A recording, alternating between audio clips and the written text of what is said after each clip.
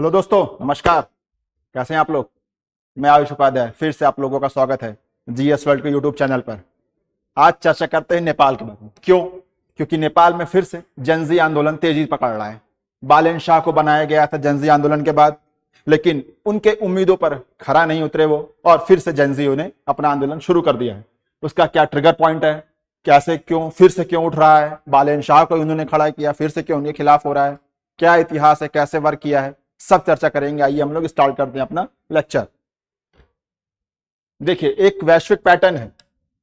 जब कोई सत्ता का परिवर्तन होता है तो एक पैटर्न होता है।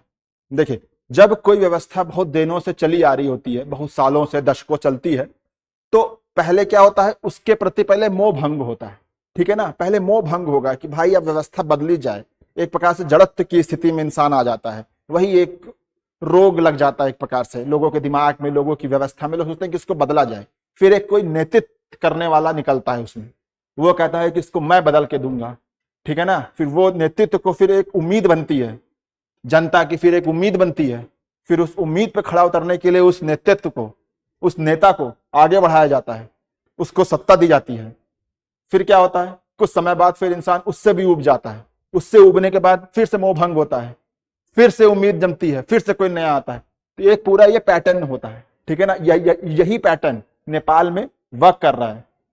फिर से हमें लग रहा है जो आंदोलन हो रहा है, जनजी आंदोलन, यही पैटर्न फिर से वर्क करना शुरू हो चुका है। ठीक है, आइए नेपाल के परिप्रेक्ष्य में इस पैटर्न को अध्ययन करते हैं। जैसे ये है, सबसे पहले 2008 में राजशाही का खात्मा हुआ। क्या हुआ था? नेपाल ही एक ऐसा देश है जहां पे अभी तक राजशाही थी, प्रॉपर राजशाही जिसको कहते हैं। ठीक है ना? लेकिन 2008 के बाद से वहां पे राजशाही को खत्म करके लोकतांत्रिक व्यवस्था को जन्म दिया गया। ठीक है? और पहले राष्ट्रपति कौन बने? शेर बहादुर देवुआ, कांग्रेस के समर्थन से। कांग्रेस वहां की एक पार्टी है, अपनी कांग्रेस नहीं, वहां की एक कांग्रेस है। उसके नेता शेर बहादुर, उनको बनाया गया पहला प्रधानमंत्री। ठीक है? और उस समय ये डिसाइड हुआ कि एक संविधान सभा बनेगी जो संविधान का निर्माण करेगी। फिर भाई संविधान बनना शुरू हुआ। ठीक है? फिर उसमें विरोधाभास हुआ, वैचारिक मतभेद हुआ। ठीक है ना? कम्युनिस्ट बनाम लिबरल्स में। ठीक है? फिर उसमें कम्युनिस्ट विचारधाराओं का ज्यादा बोलबाला शुरू हुआ। फिर उसको भंग कर दिया गया, संविधान सभा भंग हो गई, सरकार गिर गई। फिर उसके बाद फिर से चुनाव हुआ। कौन आए? पुष्प कमल दहल प्रचंड, ये कम्युनिस्ट विचारधारा के प्रधानमंत्री निकल के आए। ठीक है ना? समझिए, देखिए, पहले एक राष्ट्रवादी विचारधारा के नेता बने जो लिबरल्स हैं, जो कम्युनिस्ट नहीं है। इस संविधान सभा बनाई गई 13 के आसपास, वो भंग हो गई। फिर एक कम्युनिस्ट नेता बन के आए प्रधानमंत्री। फिर क्या हुआ, 2015 के आसपास जो है एक बार फिर से जो है संविधान सभा बनाई गई। फिर 2015 में फिर से एक संविधान लागू हुआ। ठीक है ना? और इस संविधान लागू होने के बाद फिर से नेपाल में विद्रोह उठा। तब उसे मधेशियों ने विद्रोह किया। क्यों? क्योंकि आप मधेशियों की लोकेशन आप देखिए, ये जो आप देख रहे हैं तराई वाला क्षेत्र, ये वाला क्षेत्र आपका, ये है आपका मधेशियों का क्षेत्र। ठीक है ना? तो यहां पे क्या हुआ, उस जो संविधान लाया गया था उसमें इनके पॉलिटिकल जो इनके राइट्स हैं उससे कॉम्प्रोमाइज किया गया था। ठीक है ना? इनके क्षेत्रों को कई छोटे छोटे भागों में बांट दिया गया था। इनकी जो पॉलिटिकल आवाज इनकी दब गई थी। क्यों? ये थोड़ा सा झुके रहते थे भारत के साइड, क्योंकि ये भारत का बॉर्डर है। ठीक है ना? और उस समय कम्युनिस्ट सरकार थी, और कम्युनिस्ट झुकी रहेगी किसके तरफ? चाइना की तरफ। तो एक प्रकार से चाइना की तरफ झुके होने के कारण उनकी जो संविधान बनी थी, उनका जो चुनाव होने वाला था, वो इस वोटिंग राइट्स को तोड़ना चाह रहे थे कि भारत का प्रभुत्व ना जम पाए। ठीक है ना? ये भी उसके पीछे की बैकग्राउंड में चल रहा था। तो मधेशियों की वजह से खूब आंदोलन हुआ। आप लोग देखे होंगे 2015 में, जो हमारे व्यूवर्स हैं उस समय के, तो आप लोग देखे होंगे कि ब्लॉकेज लग गया होगा, व्यापार वाणिज्य नहीं हो पा रहा है। ठीक है ना? भारत से सामान ऊपर नहीं जा पा रहा है, क्योंकि यहाँ पे ब्लॉकेज लगा दे रहे हैं, ऊपर जा नहीं पहुंच, और वहां से आएगा नहीं, वो आपका हिमालय है। ठीक है ना? तो वो न्यूज आई होगी। तो उसके बाद क्या हुआ, सरकार फिर से बदली। फिर कौन आया कि केपी ओली आए। फिर कौन आई? केपी ओली, यही केपी ओली। लेकिन फिर से चुनाव हुआ, फिर से कम्युनिस्ट पार्टी जीत कर आई, फिर केपी ओली आए। ठीक है? तो दोनों कम्युनिस्ट आए, पर क्या है कि इन दोनों कम्युनिस्टों में थोड़ी बहुत वैचारिक मतभेद थे। प्रचंड थोड़े से लिबरल्स थे, लेकिन केपी ओली तो और चाइना की तरफ झुके थे। फिर इन्होंने 2018 में सीपैक से जुड़ गए, सॉरी सीपैक कह रहे हैं, चाइना का जो एक है बेल्ट एंड रोड इनिशिएटिव, उससे जुड़ गए। उससे नेपाल को नेपाल में चाइना की एंट्री करवाई, विकास के क्षेत्रों में पैसे लेकर यहाँ पे कई सारे उनके प्रोजेक्ट्स चालू करवाए, ठीक है ना। तो केपी ओली खुद को नेपाल के एक प्रकार से चाइना का कठपुतली बनाने की कोशिश किए थे, ठीक है। फिर उसके बाद क्या हुआ, सरकार त्रस्त आ गई, सॉरी जनता त्रस्त आ गई, 2025 का समय आ गया, सरकार त्रस्त आ गई, केपी ओली के खिलाफ खूब विद्रोह हुआ, जिसको आज हम लोग जनजी आंदोलन कहते हैं, ठीक है ना। तो जनजी आंदोलन का जन्म जो इसी से हुआ था, उसके 4 कारण है। एक है भ्रष्टाचार, इससे क्या होगा कि भ्रष्टाचार बढ़ गया, नेताओं द्वारा जनता के पैसे का दुरुपयोग और भ्रष्ट व्यवस्था आ गई, ठीक है ना। फिर क्या आ गया, बेरोजगारी और का पलायन हो गया, बेरोजगारी आ गई तो बेरोजगार फिर रोजगार के लिए लोग पलायन करना शुरू कर देंगे, ठीक है ना। फिर कौन आ गया, भाई भतीजावाद हो गया। ये मैटर आप खूब सुने होंगे कि नेताओं के बेटे लंदन में, अमेरिका में, बड़े बड़े दूसरे देशों में ऐशो आराम की जिंदगी जी रहे हैं, फोटो वायरल्स हो रही हैं, उसी को लेके जनजी ज्यादा प्रभावित हुए, वो आंदोलन हुआ, ठीक है ना। ये आप सुने होंगे, वही भाई भतीजावाद, महंगाई बढ़ने लगी, कुछ अचानक की तरफ इनका झुकाव, ठीक है ना। कुछ चीजें हैं जो जनजी आंदोलन को जन्म दिया, और उसी जनजी आंदोलन से फिर से चुनाव हुआ 26 में, और फिर कौन आए, बालेन शाह है, ठीक है ना। ये है बालेन शाह, ये सिविल इंजीनियर हैं, टेक्नोक्रेट हैं, निर्दलीय राजनेता हैं ये, ठीक है ना। लोकप्रिय रैपर भी हैं, गाना भी गाते हैं, संगीतकार भी हैं, ठीक है ना। और काठमांडू के बेहद सफल मेयर भी रह चुके हैं ये, इनकी कुछ उपलब्धियां भी हैं, ठीक है ना। इन्होंने एक पार्टी बनाई, राष्ट्रीय स्वतंत्र पार्टी, ये पार्टी जीत कर आई, और बालेन शाह को नेपाल का प्रधानमंत्री बनाया गया जनजी आंदोलन के बाद। कई उम्मीदों के साथ ये आए थे, जनजियों को लगा कि बहुत अच्छा काम करेंगे, है ना। देखिए क्या क्या काम करेंगे, जनजियों का प्रशासन सही करेंगे, अर्थव्यवस्था सही करेंगे, शहरी सुधार करेंगे, ठीक है ना। स्टार्टअप इकोसिस्टम को जन्म देंगे ये, ठीक है ना। डिजिटल और पारदर्शी प्रशासन करेंगे, जो गवर्नमेंट क्या कर रही थी केपी ओली वाली, वो लोग डिजिटल चीजों पर हथकंडे आजमा रही थी, कि उसको रोक रही थी, ताकि लोग कोई चीजें उसको लोग बात ना कर पाए। फेसबुक बंद कर दिए थे, इंस्टाग्राम बंद कर दिए थे, ठीक है ना। तो अगर आप ऐसा काम करोगे तो जनजी बाहर निकलेगा और वो सत्ता परिवर्तन कर देगा। वही हुआ कि बालेन शाह से उम्मीद की गई कि वो ये सब काम सही करेंगे, ठीक है ना। लेकिन बस वही है ना कि सत्ता जो है कोई जादू की छड़ी तो है नहीं कि सत्ता मिलती या सब कुछ सही कर देंगे। कुछ चीजें होती हैं जो आपको सब चीज को लेकर चलना पड़ता है। वही हुआ, वही जनजी हैं और वही सड़कें हैं, लेकिन अब निशाना बालेन शाह है। पहले कौन थे, केपी ओली थे, अब बालेन शाह हो गए, ठीक है ना। तो वही चीज मैं कह रहा हूँ, सत्ता वही आप याद कीजिए स्टार्टिंग में जो एक मैंने व्यवस्था बताई थी, पहले मोह भंग होता है, फिर कोई नेता उभर के आता है, फिर सरकार, फिर जनता उसके खिलाफ उसके साथ रहती है, एक उम्मीद बनती है, ठीक है ना। अगर आप उस उम्मीद पे खड़े नहीं उतरेंगे फिर से मोह भंग होगा। अगर ये बालेन शाह बात नहीं माने जनजी की तो फिर से नेपाल में गवर्नमेंट चेंज हो सकती है, कोई बड़ी बात नहीं है, क्योंकि एक जो पैटर्न है वो वर्क कर रहा है उस पर, ठीक है।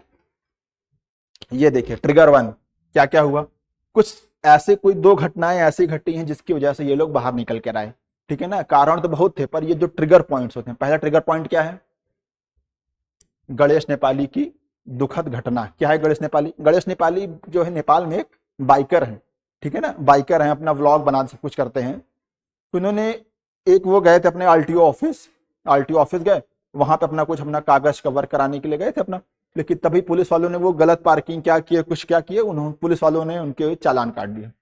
तो उन्हें बहस किया पुलिस वालों से, भाई मैं रुका हूँ आरटीओ ऑफिस में काम करने गया, तो मेरा चालान कैसे काट सकते हो। पुलिस वालों ने उनको मारा, उनको धमकाया, तो वो पुलिस से भिड़ना शुरू कर दिया, वहीं पे वो आंदोलन करना शुरू कर दिया पुलिस के खिलाफ। और उन्होंने क्या किया, अपने आप को आत्मदाह कर लिया, ठीक है ना। इन्हीं गणेश जी ने आत्मदाह कर लिया और पुलिस को देखिए, पुलिस ने उस जली हुई शरीर को पूरे शहर में घुमाते हुए थाने लेकर गए थे। इस चीज को लेकर जनता भड़क गई। और ये पहला घटना नहीं है इनका, जब जनजी आंदोलन हो रहा था तो कई लोगों ने आत्मदाह किया था, यही बालेन शाह है। उसी मुद्दे को लेकर वो विरोध कर रहे थे कि यहाँ पे इतने आत्मदाह हो रहे हैं, गवर्नमेंट कुछ कर क्यों नहीं रही है। और इन्हीं की गवर्नमेंट में ये चौथा या 5वां आत्मदाह है। इसके पहले उनकी गवर्नमेंट में भी 4-5 आत्मदाह हो चुके हैं, लेकिन वही बालेन शाह हैं। पहले वो उनका मुद्दा था, अब ये मुद्दा उनके दिमाग से हट गया। क्यों, क्योंकि अब वो सत्ता में बैठे हैं, ठीक है ना। ये है ट्रिगर पॉइंट इनका, ठीक है ना। दूसरा क्या है, अतिक्रमण हटाओ। ये क्या किए हैं, अतिक्रमण हटा रहे हैं नेपाल से और काठमांडू से ही हटाना शुरू किए हैं, ताकि एक वैश्विक न्यूज बने कि बालेन शाह कितना अच्छा कार्य कर रहे हैं, ठीक है ना। आप एक आदेश देकर किसी का घर आप नहीं तोड़ सकते जब तक आप उसको नोटिस ना भेजें, अगर वो इनलीगल भी क्यों ना हो, ठीक है ना। पहले उसको एक व्यवस्था दीजिए कि आप यहाँ बस जाइए, उसके बाद आप अतिक्रमण को हटाइए। ये क्या कि अतिक्रमण हटाना शुरू कर दिए, ठीक है ना। तो इससे लग रहा है कि तानाशाही जैसे ये जिंदगी जी रहे हैं, अपनी तानाशाह जैसी सरकार चला रहे हैं, तो जनता के मन में ये आ गया, इसीलिए जनजी उतर कर आइए, जनजी आंदोलन फिर से हो रहा है, ठीक है। ये देखिए, उम्मीद बनाम वास्तविकता। जनजियों की क्या उम्मीद थी कि रातों रात व्यवस्था बदल जाएगी, लेकिन क्या हुआ, धीमी नौकरशाही और संस्थागत सुधारों में लगने वाला लंबा समय, यानी कि धीमी नौकरशाही की वजह से सत्ता में बदलाव कुछ आ ही नहीं रहा है, ठीक है ना। तुरंत रोजगार और आर्थिक संकट का समाधान, लेकिन तुरंत रोजगार आप किसी को नहीं दे सकते, ठीक है ना। एक गहरा आर्थिक संकट है भाई, व्यापार वाणिज्य हो नहीं रहा है, ठीक है ना। आपके भारत से संबंध आपके अच्छे हैं नहीं, और बिना आप यहाँ पर हैं और बिना भारत से बात किए आपका व्यापार वाणिज्य होएगा ही नहीं। उधर आपका क्या है, हिमालय है, ठीक है ना। आपको भारत से आपको संबंध अच्छे रखने नहीं है, तो व्यापार वाणिज्य आपका कैसे होगा, आर्थिक संकट आपके पास आएगा ही आएगा। बढ़ता जीवन यापन खर्च, है ना, आए दिन तो लोगों का भाई अपना जीवन यापन खर्च बढ़ रहा है, उस हिसाब से रोजगार है नहीं, सरकारी बजट में कमी आ रही है। तो ऐसे कैसे आप किसी को तुरंत रोजगार और आर्थिक संकट से आप समाधान निकाल सकते, नहीं निकाल सकते। भ्रष्टाचार नहीं खत्म हो रहा है, पारदर्शी फैसले नहीं लिए जा रहे हैं। आपको कुछ फैसले मैंने दिखाए, वही ट्रिगर पॉइंट बने हैं, आज जन आंदोलन फिर से उपजा है, ठीक है।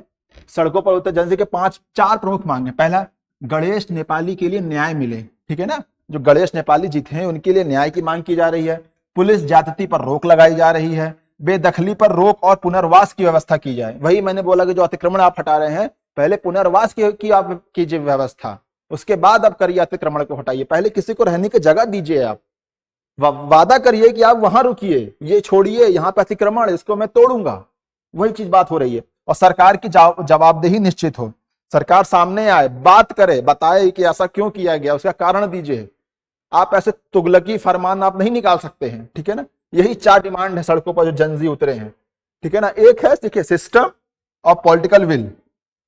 पॉलिटिकल विल क्या होती है कि हम सबको सही कर देंगे, समानता, संप्रभुता, भाई भतीजावाद खत्म कर देंगे, संप्रभुता ले आएंगे, समानता ले आएंगे, लोगों को रोजगार देंगे, ये विल्स है। लेकिन सिस्टम कैसे वर्क करता है, सिस्टम में जंग लग गया है, सिस्टम कई चीजों को लेके चलना पड़ता है, ठीक है ना। तो इस जो गोले से ये सिस्टम दिखाई जा रहा है और ये पॉलिटिकल विल, तो कहीं ना कहीं सिस्टम के आगे जो विल्स है ना, विल, पॉलिटिकल विल, ये छोटा पड़ जा रहा है। यही है, देखिए, बालेन शाह की विल क्या थी, सब कुछ लाके हम सही कर देंगे, यही तो जनजी आंदोलन के नेता थे, है ना। लेकिन जब वो सिस्टम में आए तो वो कुछ नहीं कर पा रहे हैं, वही चीज इसमें दिखाया जा रहा है, ठीक है। नेपाल की राजनीति पर इसका सीधा असर क्या पड़ेगा, देखिए, लोकप्रियता में गिरावट, बालेन शाह की लोकप्रियता में गिरावट आ रही है, ठीक है ना। विपक्ष की वापसी का मौका, विपक्ष कह रहा है कि देखिए, हम और मेरे और इनके फिर क्या अंतर है, जो चीज आपने आंदोलन किया था वही काम तो बालेन शाह भी कर रहे हैं। तो विपक्ष को एक बोलने का मौका मिल जा रहा है, ठीक है ना। लोकतांत्रिक परीक्षण हो रहा है इनका, बालेन शाह का, कि ये लोग लोकतंत्र के सही से चला पा रहे हैं कि नहीं चला पा रहे हैं। देखिए, लोकतंत्र व्यवस्था चलाना बहुत सरल नहीं है, तानाशाही करना सरल है। तानाशाही में क्या है कि आपको जवाबदेही नहीं है, और लोकतांत्रिक व्यवस्था में आपको जवाबदेही है, हर क्षेत्र से जज से जवाबदेही है। आप कोई भी निर्णय लेंगे ना, उसका हर क्षेत्र में, चाहे पर्यावरण पे क्या असर पड़ रहा है ना, गरीब से गरीब तबके पे क्या असर पड़ रहा है, अमीर से अमीर के ऊपर क्या असर पड़ रहा है, स्टूडेंट पे क्या असर पड़ रहा है, महिला पे क्या असर पड़ रहा है, जनजातीय क्षेत्र पे क्या असर पड़ रहा है। एक निर्णय से लोकतांत्रिक व्यवस्था में सब तरीके से आपको जवाब देना पड़ता है, पर तानाशाही में आपको नहीं देना पड़ता। तो जिस लोकतंत्र का हवाला लेकर ये आए थे, उसी लोकतंत्र की अब परीक्षा है इनकी, लेकिन ये फेल होते दिख रहे हैं, ठीक है ना। जियो पॉलिटिक्स पर भारत, अब देखिए, मेन है कि भारत पर इसके लिए क्या प्रभाव पड़ेगा। देखिए, भारत के जितने पड़ोसी देश हैं वहां पे भारत समर्थित सरकार होनी चाहिए और शांति होनी चाहिए, ठीक है ना। लड़ाई झगड़ा नहीं होना चाहिए, क्योंकि जब किसी देश में उथल पुथल होती है ना, तो वहां पे बाहरी ताकतें उसको दबाने की, उस पर अपना प्रभुत्व जमाने की कोशिश करना शुरू कर देती है। और अगर नेपाल में अगर उथल पुथल है, चाइना अगर इस पे अपना प्रभुत्व जमाया, तो एकदम से वही यहाँ पे आपका चिकन नेक, मैंने आपको एक लेक्चर में बताया था इसके पहले, तीस्ता वाले में, चिकन नेक पे आने की, चिकन नेक को क्लोज कर देगा और यहाँ पे चोक लग जाएगा, भारत की दिक्कत हो जाएगी। इसीलिए यहाँ पे शांति व्याप्त हो, अच्छे से लोकतांत्रिक व्यवस्था हो, और जो सरकार हो वो भारत के पक्ष में हो, तभी जाके भारत के लिए लाभप्रद होगा। वही इसमें क्षेत्रीय सुरक्षा, नेपाल की आंतरिक राजनीति अस्थिरता का सीधा असर भारत की सुरक्षा और सीमाओं पर पड़ता है, ठीक है। और राजनयिक संतुलन, भारत हमेशा नेपाल में एक स्थिर सरकार चाहता है। जैसे अभी जस्ट मैंने आपको बताया, उसका क्या फायदा आपको मैंने बताया। आक्रोश और अस्थिरता से क्षेत्रीय कूटनीति जटिल हो जाती है, क्योंकि अगर अस्थिरता है तो बाहरी देश उस पर अपना प्रभुत्व जमाएंगे, चाइना जैसे लोग, ठीक है ना। फिर उनसे बातचीत आप नहीं कर सकते, फिर होगा कि बात किससे करें, ये इन्फ्लुएंस तो दूसरे कंट्री से हैं, उनसे तो बात करने जाएंगे नहीं हम। एक प्रकार से राजनीतिक संवाद में दिक्कतें पैदा हो जाती हैं, ठीक है ना। ये है पूरा, ये है निष्कर्ष इसका। क्या निष्कर्ष है? सोशल मीडिया और युवाओं ने सत्ता बदलना तो सीख लिया है, लेकिन व्यवस्था बदलना आज भी सबसे बड़ी चुनौती है, ठीक है ना। हम सत्ता तो बदल देते हैं आंदोलन करके, है ना, जनजी आंदोलन जैसे हुआ, लेकिन बदलने के बाद जो हम लोगों ने उम्मीद की थी, क्या उस पर गवर्नमेंट खरा उतरती है कि नहीं उतरती है, ये महत्वपूर्ण चीज है। ये जनजी को नहीं पता थी नेपाल में, ठीक है ना। उनको लगा बालेंशाह आएंगे, सब अच्छा हो जाएगा, राम राज आ जाएगा। पर जो सरकारी व्यवस्था नौकरशाही होती है ना, वो अपने ही हिसाब से चलती है। चाहे वो जो भी बैठ जाए वहां पे, हम बैठ जाए चाहे आप बैठ जाए, वो सरकारी व्यवस्था अपने ही हिसाब से चलती है, वो आपको जकड़ लेगी अपने उस व्यवस्था में। आप जितना भी आप ब्रॉड माइंडेड, आप जितना भी आप कुटिल दिमाग लेके वहां जाएं, ठीक है ना। तो दोस्तों यही है आखिरी स्लाइड, यही आज का लेक्चर। बताइएगा आपको कैसा लगा। Thank you very much. और दिस इज आयुष्पद है, शाइनिंग ऑफ।